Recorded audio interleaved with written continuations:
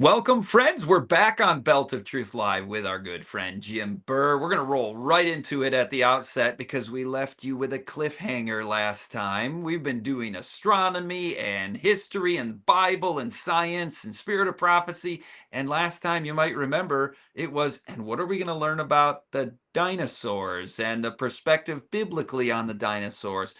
I think that people have a lot of interest in this, don't Yeah. they, Jim? And it's like they really push the dinosaur thing on the kids. It's fun, it's interesting, it's intriguing. And you've studied into this as everything you've studied in great depth. I really appreciate, our listeners really appreciate what the Lord brings to the table through his servant, Jim Burr, amateur astronomist, inventor of binocular telescope. I won't do the whole bio, which we've done in previous weeks, but we're just very honored and glad to have our friend back with us.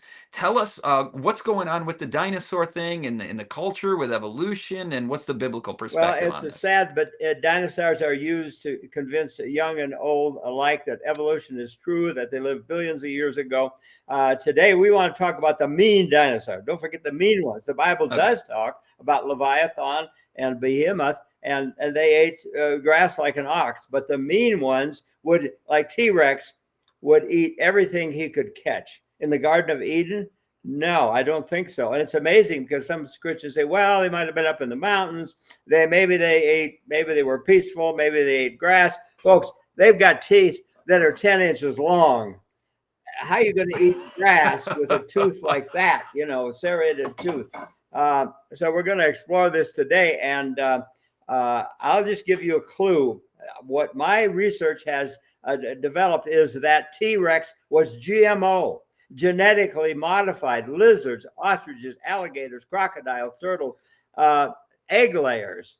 And evolution looks at the birds today and say, well, they're just dinosaurs. You just had a dinosaur for Thanksgiving dinner. You were this morning, a rooster woke you up. That's actually how a dinosaur woke you up.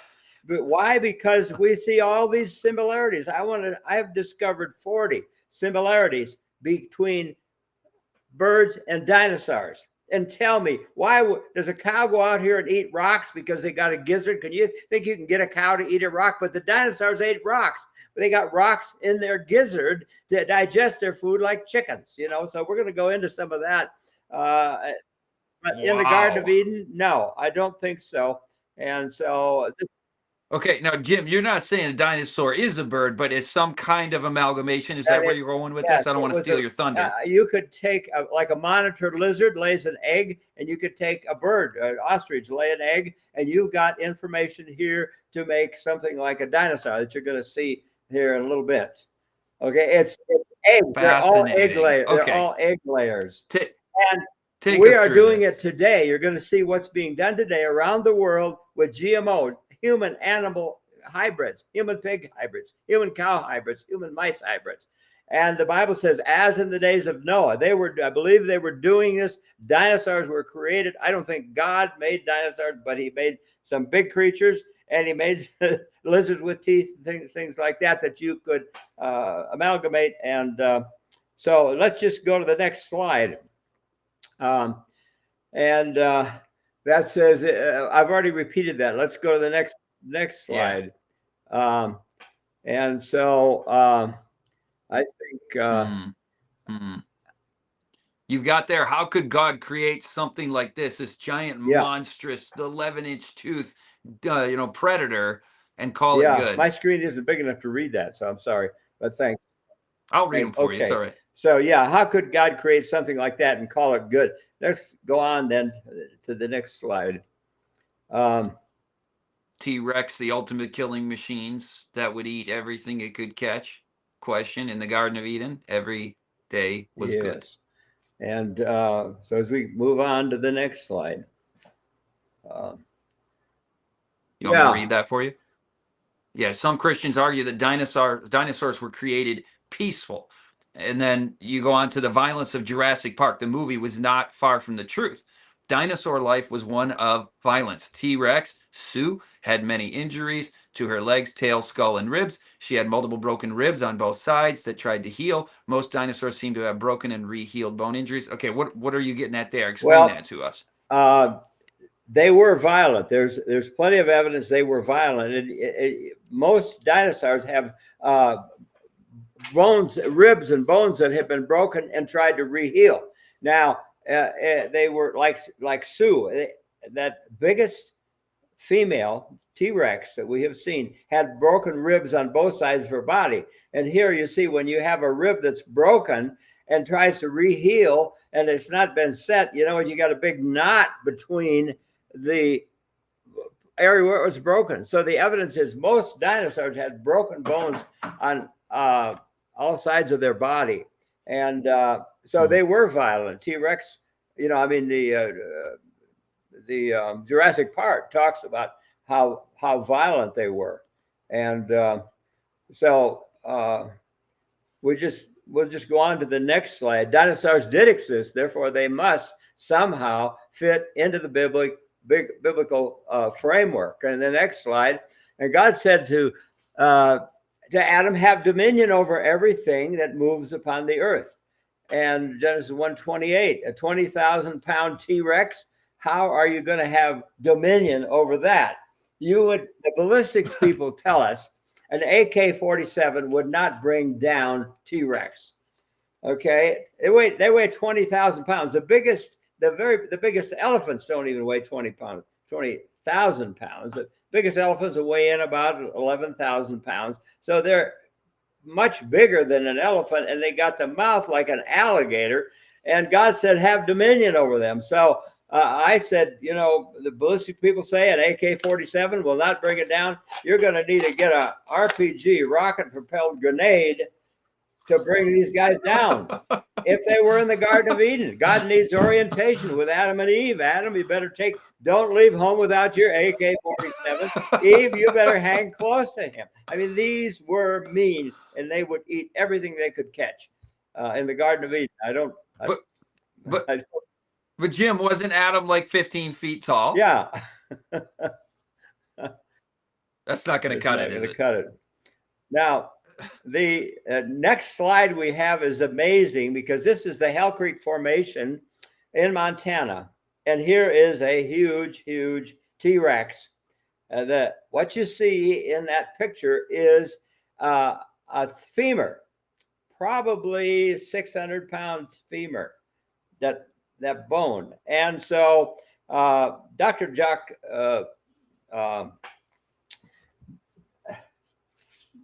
I got his book here. Dr. Jack Horner is there, and Mary Schweitzer is there, and they're going to wrap this thing in plaster. We got to protect this thing. We don't want to scratch it. We don't want to mar it. And Mary Schweitzer goes, I want to know what's inside there. I've got an electric drill, battery operated drill. Can I drill in there? I want to get a sample. And Dr. Jack Horner freaks out. Are you kidding me? No paleontologist in their right mind would deface this treasure, sacred humanity. You know, this is a sacred treasure. We got to protect it. And so they put a sling around it. They wrap it. They put plaster around it. We got to protect it. You just cover it with plaster so it can't get scratched. Put a sling around it. What do they get? A big helicopter to lift it out of the formation. Guess what happens? It breaks. It falls out of the sling and breaks. And Dr. Horner says, okay, you can get your sample now. Well, in the next picture, you'll see hemoglobin, or you see the crack there actually was broken. They tried to fasten it back together.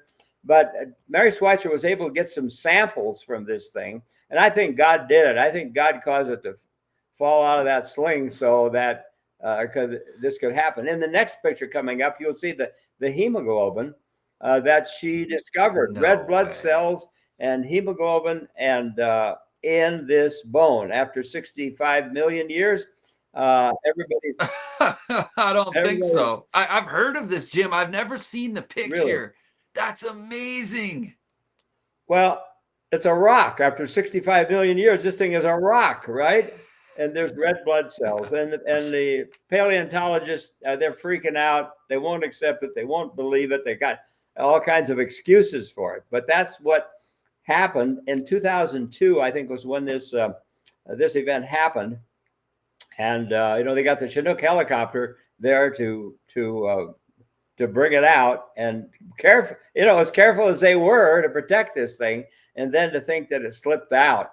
So they have sent T-Rex bones for carbon testing, and they sent multiple samples from 8 dinosaurs found in Texas, Alaska, Colorado, Montana. Shows that these tests that they were not 65 billion years old. The testers were not told they were dinosaur bones. That's from newgeology.com. And so here's a response from CAIS. CAIS is Center for Applied Isotope Studies in the University of Georgia. The scientists at CAIS and I are dismayed by the claims that you and your team have made with respect to the age of the Earth and the validity of biological evolution. Consequently, we are no longer able to provide radiocarbon services in support of your anti-scientific agenda. C14 is anti-scientific?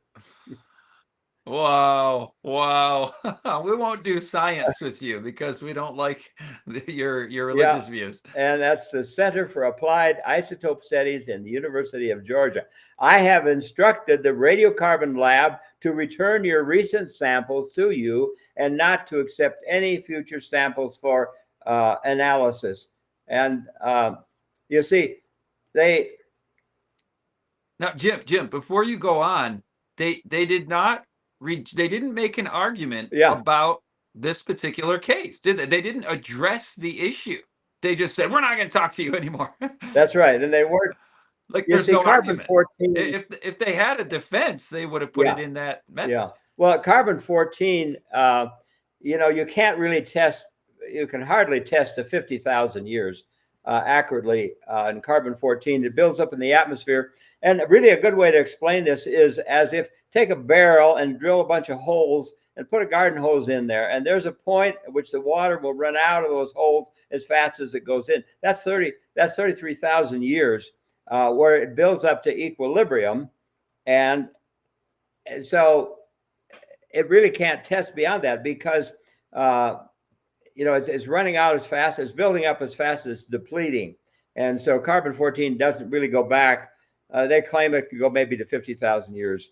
But so, there's all kinds of problems with carbon-14 we could go into. But let's move on and see the next slide we've got here.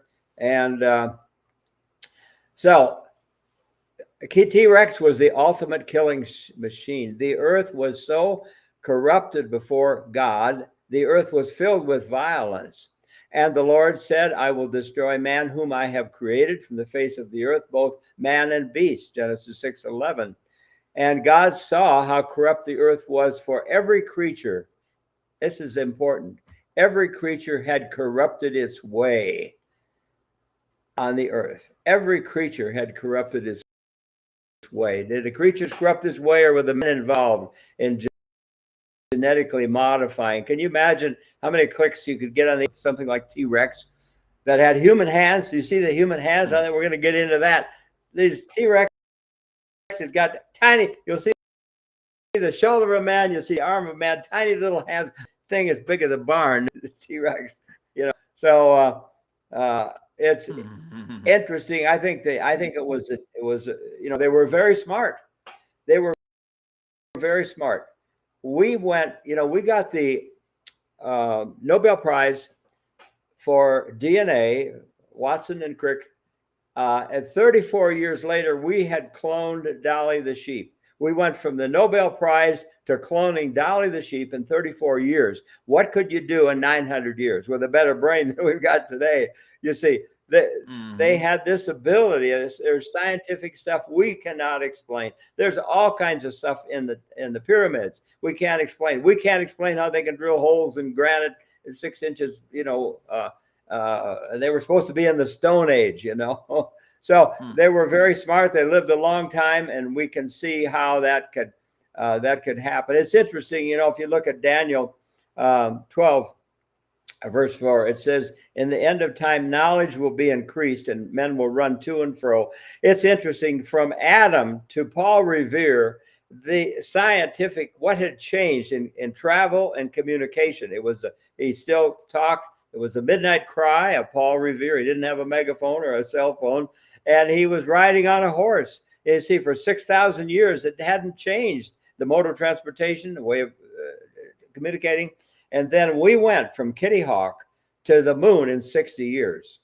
So Daniel 12 verse 4 says knowledge is going to be increased. So we see that knowledge increase now, and we're doing as in the days of Noah. We're doing it again, and you're going to see, I think you'll be blown away actually when you see what they're doing right now, you know. And so Jack Fortune, they say this is the most savage killer ever to have walked the earth, with teeth that could have sliced through steel, with 7,000-pound jaws that could have crushed a car.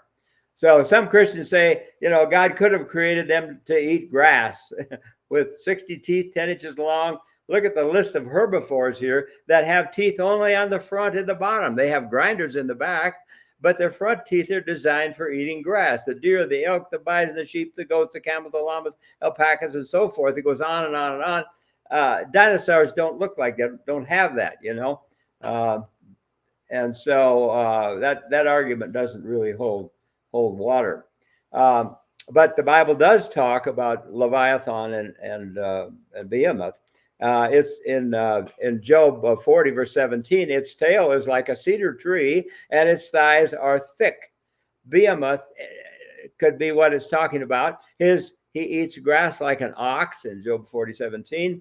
Reptiles never stop growing, and in Job 41:01, it talks about Leviathan similarities. So coming up as a list, evolutionists give 40 reasons or evidences that birds evolved from dinosaurs or have a common ancestor. How do we creationists deal with that? The consensus is birds are living dinosaurs.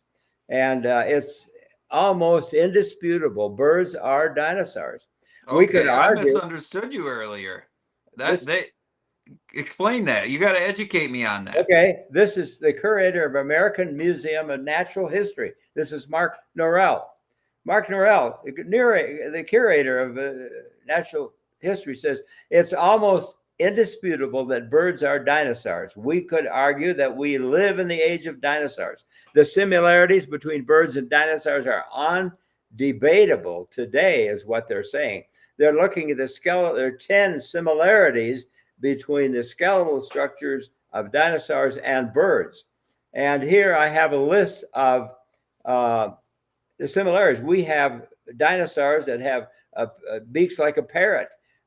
They have legs and, you know, like an ostrich. We have duck-billed dinosaurs, like the duck. We have web feet dinosaurs. And there you see at number 5, you see the eggs. Dinosaurs lay eggs, believe it or not, these huge things, and they actually incubate their eggs like a chicken. And would you believe the dinosaurs have wishbones like chickens? We just got all 40 similarities, and their bones have a structure like birds have a lighter structured bone and a webbing inside, and dinosaurs have the same thing. Then we see a triceratops that has a big bone on his head. There you see the cassowary bird. And we look at the alligator, we see the similarities with the mouth and the neck and so forth. And there's actual stones that were in the gizzard of dinosaurs. Those actually came out of gizzards. Dinosaurs walk around eating rocks so they can digest their food. And we have dinosaurs with 3 toes like a chicken, 3 out the front, 1 out the back. Their pairs of chromosomes are similar. The DNA is similar. And so we see many of these things that are evidence that you know, birds, between birds, the blood vessels and contents are similar in all respects to the blood vessels recovered from ostrich bones, Dr. Schweitzer reported. And they're all egg layers. Christmas dinner links dinosaurs to birds. And so Dr. Jack Horner, in the next picture here, you'll see Dr. Jack Horner is going to build a dinosaur from a chicken egg. He says extinction doesn't have to be forever.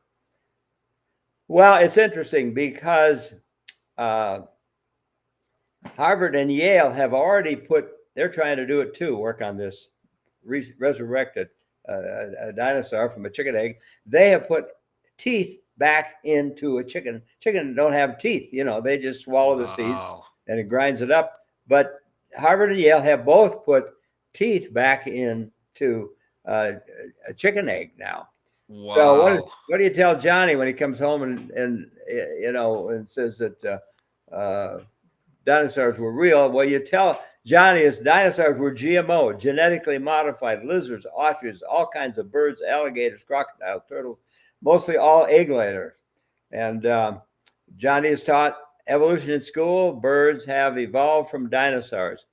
A group at Harvard and Yale, I already mentioned that. Okay, and Well, the the next Harvard one, and Yale scientists aren't going to spend millions of years trying to make the dinosaur happen. I mean, they're doing this in a generation, aren't they? I mean, at least one aspect of the dinosaur. yeah, that's right. And the We next don't have picture, that same knowledge they had back then, though. no, in the next picture you'll see chickenosaurus, Dr. Jack Horner's. Here's what he's trying to do: make a dinosaur from a chicken egg called chickenosaurus. He's working on this, and he says the tail is the most difficult thing. But he says what we're doing, we're going into the gecko. We're going to identify the genes in a gecko that make the tail. And now we've got chickenosaurus, a dinosaur resurrected from a chicken egg. That's funny. As in the days of Noah, yes. Yeah. Okay. Explain that. That's a prophecy. Jesus said we should expect this. What the things that happened in the day of Noah are happening today. And we're going to get to that as I show you what's going on in the world today with genetically modified, animals. The antediluvians were advanced in many ways. Consider the Tower of Babel. There's a multitude of achievements we cannot explain. The pyramids were advanced in technology and mystery. And in the next slide, you see a sophisticated device. I can't pronounce the name.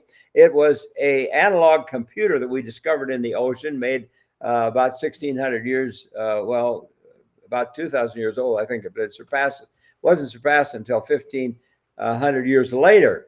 And this thing we've x-rayed. In the next picture, you'll see all of the gears that are in that device that predicted all kinds of astronomical things, eclipses and solstice and all kinds of things. And so we see advanced evolutionists say that we had the Stone Age, then the Bronze Age, then we had the Iron Age. According to evolution, the Iron Age started about 1200 BC. According to the Bible, the Iron Age started about 3800 BC because Yeah. Tubal-Cain in Yeah. Genesis 4, he forged all kinds of tools out of bronze and iron.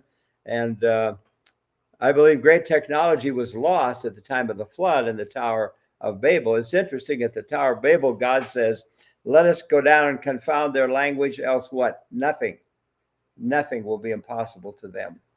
And even the application of the most modern technology has failed to unravel all the mysteries. Here you see the stones that are so tightly, look like machined or carved with diamond cutters or whatever. You can't even get a business card between the cracks in those stones. So we see advanced, technology there. There was electroplating. And we see the Chinese had developed aluminum 2,000 years before we did. That's very difficult. It takes a lot of technology to take and deal and refine aluminum. The ancients were so advanced scientifically, they could do GMO engineering. The dinosaurs were GMO lizards, crocodiles, alligators, ostriches, birds, turtles, mostly egg layers. We'll now look at the evidence for that. We must, we have from the Nobel Prize of DNA to cloning doll the sheep. I already mentioned that. As in the days of Noah, it will be in the coming of the Son of Man. So will it be when the coming of the Son of Man is. And I've already mentioned the Tower of Babel, but we have human animal hybrids are now legal to grow in Japan. A Japanese government has granted its approval to the University of Tokyo to proceed with a controversial stem cell research project that aims to develop human animal Frankenstein hybrid creatures from embryo to life, as this was August 12, 2019.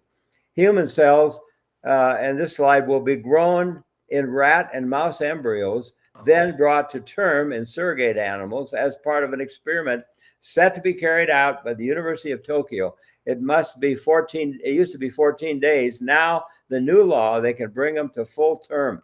Scientists claim they can now use gene editing techniques to create smarter monkeys by making their brains more human like. This is from MIT Technology Review. So it's you know, it's current science. When DNA Jim, is taken, explain that picture to us. That animal hybrid. What is that? I'm sure that's a Photoshop of what they Okay. are planning to Okay. do. Yeah, All right. Well, I mean, I've got, call me a conspiracy theorist, but if they're announcing this in 2019 publicly, they've been doing it for longer yeah, periods before that. I am guessing, speculating that there are advancements way beyond what they've announced, and that we're seeing fulfillment of prophecy in ways that we're not even aware, except those in these laboratories. I won't ask you to comment on that, but that's human nature as far as the history I've read. that's exactly right.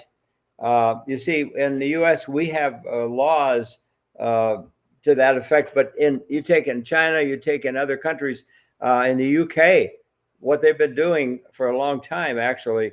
I've seen videos of, well, I don't even can describe it. It was so horrible what they Uh, had done. Um, and yeah, I'm sure that it has been carried on all over the world, and particularly like in China. Who's going to stop them? And yeah. from what they're able to do. Um, so let's see what our next slide is here. Um, okay. Um, when DNA is taken from one organism and inserted into the genome of another, there is theoretically no boundaries on the extent of change that can be accomplished.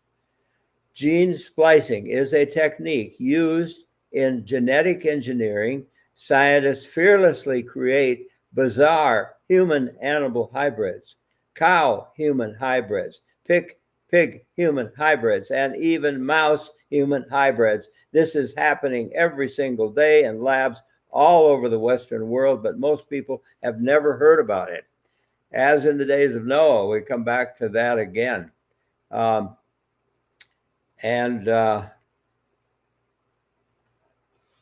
in Acts 2 and 7, the Bible says, in last days, I will pour out my spirit on all people. Your sons and your daughters will prophesy. Your young men will see visions. Your old men will dream dreams.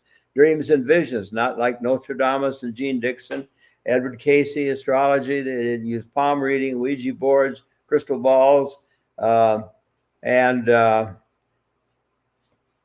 it's the Bible doesn't, the Bible's very, very specific. Nebuchadnezzar, you are that head of gold. It's interesting. In Nostradamus, there's an article I read that said the people who interpret Nostradamus say that Kim Jong-un from North Korea will be killed or will die last year, 2023. People who interpret. You don't have to interpret. When God gives a vision, it's very specific. Nebuchadnezzar, you are that head of gold. And so Hmm. we're going to look at what has been said here, what was revealed to Ellen White about that. But I want to back up just a little bit. And oh, my mind just went blank here. I'm going in too many different directions, I guess. Oh, you got Okay, so much. okay. This is interesting. This is my theory. I believe that you could develop T-Rex in 1 or 2 generations. Huh. You take Brontosaurus, big as this, twice as big as my shop is here. Huge creature, right? He lays eggs. The Brontosaurus lays eggs.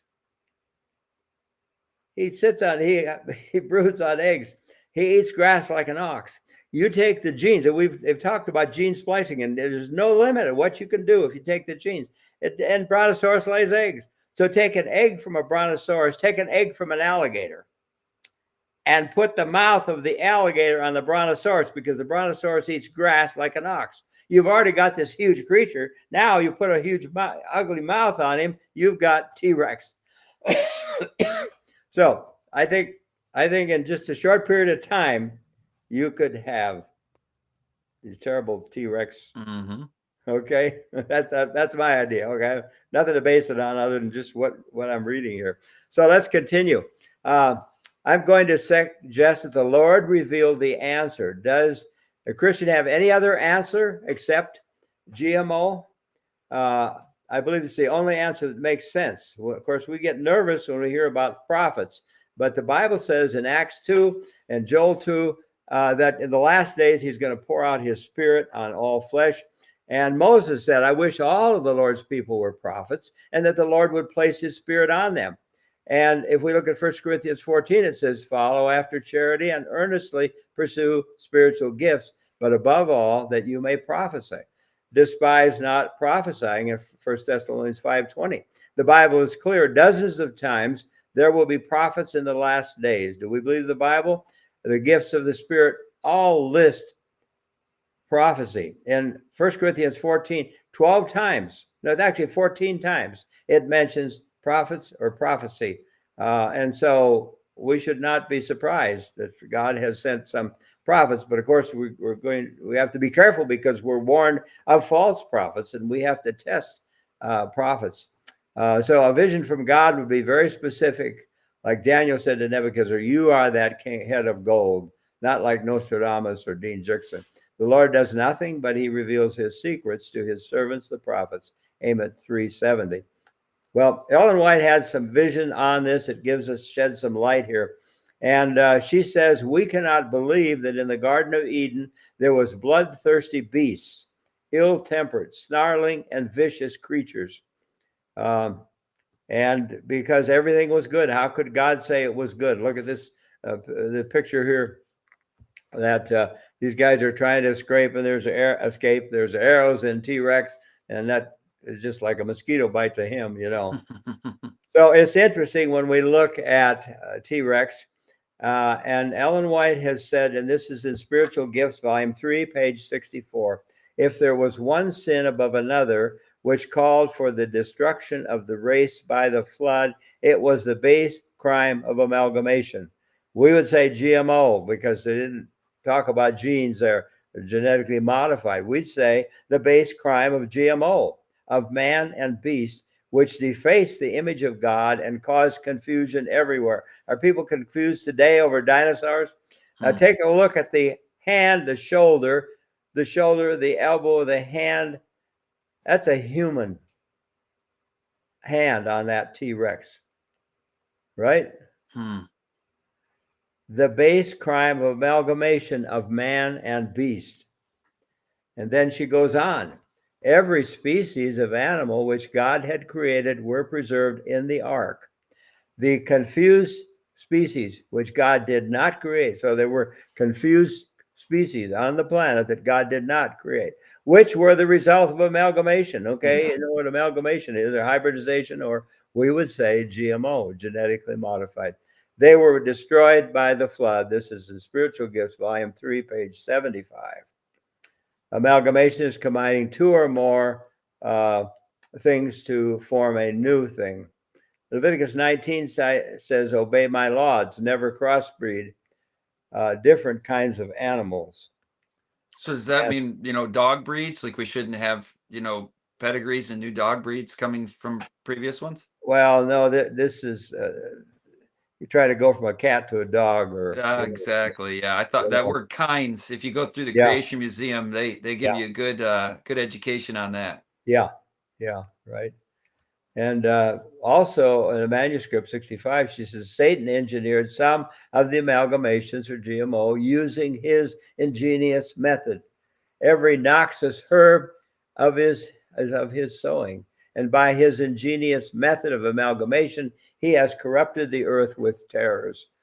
And in Psalm 11, it says, the Lord tries the righteous, but the wicked, and him that loves violence, his soul hates. So you could see how people creating dinosaurs would love violence and pain and destruction. And I mean, you could go into and see that dinosaurs were armor plated. I mean, they are some of the most terrible creatures, that you could ever imagine. Your arrow may not even pierce it anyway, right? Yeah, right, right. Well, you brought something out there. I'm always learning from you, Jim. This amalgamation of man and beast. I, looked at the white estate and looked at, this is one of those challenging quotes that the critics point out. And it's like, well, beasts were amalgamated among themselves, and man amalgamated when the sons of God, in other words, the descendants of Seth, intermarried with the daughters of men, in other words, the descendants of Cain, and that was the amalgamation. So there was amalgamation of man and amalgamation of beasts. But you're saying there actually may have been some intertwining of man and beast in this GMO project antediluvian. Absolutely. When you look at, I found 40 similarities between birds and dinosaurs. We're talking mean dinosaurs, 40 similarities. And the evidence, I think, is overwhelming, because wishbones in a dinosaur, cows don't have wishbones, horses don't have wishbones. They don't eat rocks so they can digest their food like birds do. You see, when you look at all these similarities, and now you see what they're doing today. Again, the same type of thing is being done all over the world today. And they say when you do gene editing, there is theoretically no limit. There's no limit in what you can do with gene editing. Now, eggs, you see, everyone is an egg layer except the human there. But there's ways of dealing with that. If you were to go into a mammal and take out an ovum and put it in a petri dish and put it in the lab and do your thing and then put it back into, they can carry it to gestation. That's the difficult thing. But an egg is going to hatch. These eggs are going to hatch. And in the lab, it's very easy to do gene editing from egg to egg. You see, to take what you want, take the genes out. They were so smart. I'm sure they had maybe even electron microscopes in those days. They had advanced so much. There's evidence they had airplanes.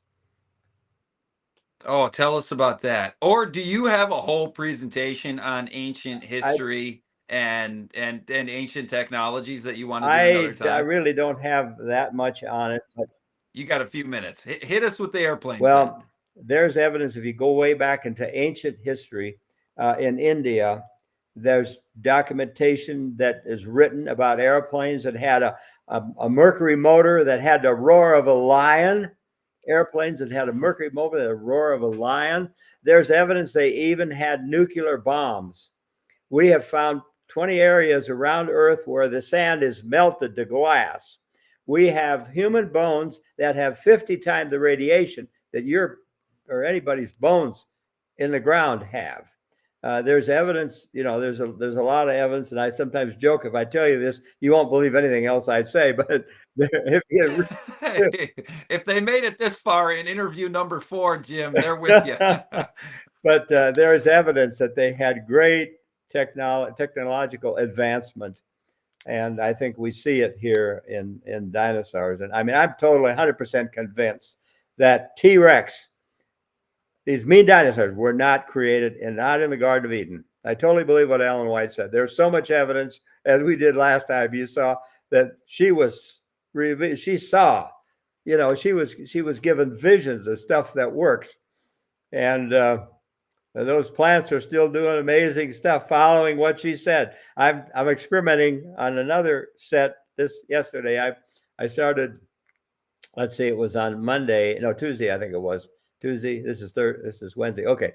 Um, and I put batteries in to see if a 1.5 volt battery would cause those seeds to germinate. We know the magnets did it in 3 days. And so, Now, you didn't tell the audience about that yet, though. well, That was just you were texting me. You got to explain that to people. This is incredible. So back up. What did it say in the spirit of prophecy about electricity yeah, and the seed? And then tell us about the how magnets much and the time do we magnets. have? Oh, all the Okay. time you need. So I've been researching this for years.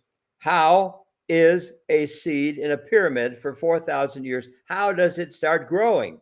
It takes electricity to get a seed to grow. There is an alternator called an ATP motor in every cell in your body, of billions of them in your body. Every seed in the DNA has a little alternator that produces the energy to replicate the DNA, to copy it. And I have searched the internet for 2 years. Nobody can tell me how do you jumpstart a seed that's been in a pyramid for 4,000 years? How do you jumpstart that alternator? Your car, you think you could jumpstart your car after 4,000 years? You got to jumpstart that alternator to get the electricity to make that seed grow. Nobody can answer it. I talked to a professor in the university, a biology, PhD. What is the secret that jumpstarts that? How do you jumpstart a seed? And he says, well, put it in the ground, you get water and make it moist, it's going to grow. Well, it's really interesting because Ellen White, who wasn't a biologist, didn't have any kind of a degree in Christ's Object Lessons, page 63, talks about the seed. There's a germinating principle, but she says electricity must be conveyed to the buried seed. And so I decided to experiment. I took a donut magnet and cucumbers, and I started with 3 cucumber plants, and I buried like 6 seeds in each one, and I put a big donut magnet around one, and they pop up in 3 days. The bag says it takes 6 to 14 days to germinate. I got seeds popping out in 3 days. And in 1 week, I mean, they're huge, tall. The other ones didn't, in the first experiment, they didn't pop up.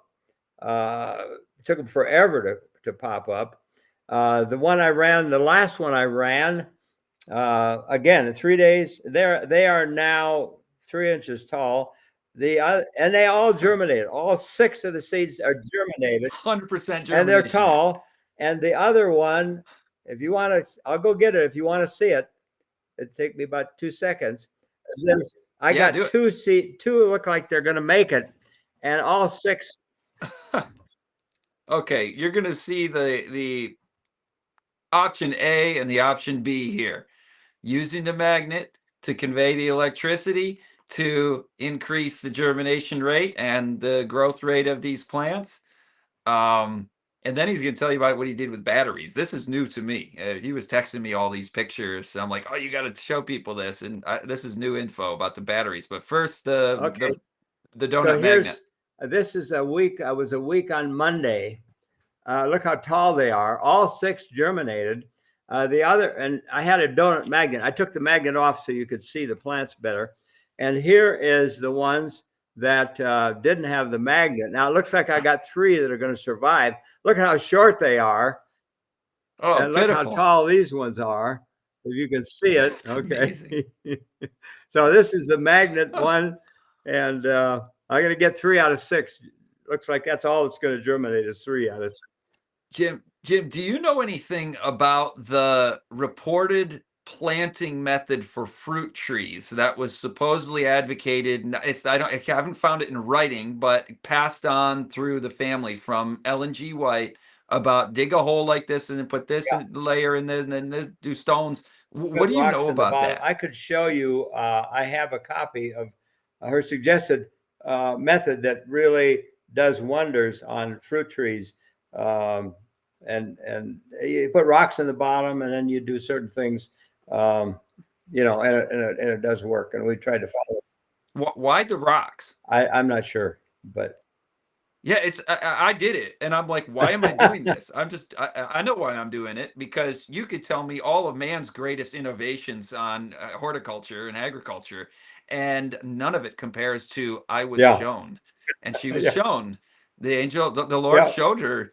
And we planted trees this way, and then we did a couple in our home in Michigan that weren't planted that way. Totally different results. In just a couple years, we got trunks like that, where they come spindly little things like that from Home Depot or whatever, and it works. But sorry, I interrupted. You were going to batteries. If you want to say more about the fruit trees, that's fine. Or I just thought I would experiment with batteries, and so I have started 2 more. The fiber ones, and I just poked wires in each side and put in a 1.5 volt battery on one of them, and the other one I put 3 volts to see if there's a difference. To see that because I know they can happen in 3 days with a magnet. So let's see if electricity that way, and of course you got moisture, so you get conduction. And I was actually measuring the voltage at different points along the way. Because there's voltage on each side of the magnet and there's water there. So I'm checking the voltage to be sure it doesn't run the batteries down. So I just kind of playing a little bit with that to see if there's something. Well, you'll have to I report the will. Yeah. results to us Yeah. another time. Jim, what are we going to hit next? I mean, I know we did 4, we did our month, but I mean, you've always got new things. So you either tell us now what maybe we could talk Well, about next time, or send me a yeah. What you message. need to do is go look at a picture of the backside of the moon. The back side of the moon is beat up 10 times worse than the front side of the moon. How does a Christian explain that? Evolution says, of course, it's been here billions of years. That's what we expect. It's going to be beat up. There is something happened at the time of the flood. Asteroids are in the news every week. Hitting the earth, damaging the earth, we're going to get hit, or we're going to get hit. We got 1,000, 2,000 asteroids we're watching. There were no asteroids in the Garden of Eden. There were no mean dinosaurs in the Garden of Eden. Something has happened at the time of the flood, and we've got some powerful proof of what happened at the time of the flood. Okay, we need to do some flood science together next time. I think we haven't done that too. But I'm getting your dinosaur, just to kind of tie a bow on that as we close here. So there were amalgamations that were done, especially with egg-laying creatures, which is where you can do that, have the most effect on this. I think you made the case that this was GMO just by that fact alone, because you don't see any crazy, monstrous creatures like that out of the mammalian and other families of animals. It's the birds and the reptiles that are laying the eggs where you can do the greatest manipulation. You get these monstrous creatures, they don't survive the flood, they're extinct. That, God preserved all of his kinds on the flood. Am I getting That's that right? Anything that was man's conglomerations, amalgamations, was not of God. And of course, it perished in the flood. And I take that on inspiration. I take that from a Bible study you gave to us, but I also see the the science now. confused creatures which God did not create. You see, the evolutionists are so totally confused about T-Rex. How is it he has no usable hands that have any meaning? They can't explain how did he evolve these itty bitty hands. And they're confused. Yeah. They're confused creatures which God did not create, which the result of amalgamation or GMO were destroyed by the flood.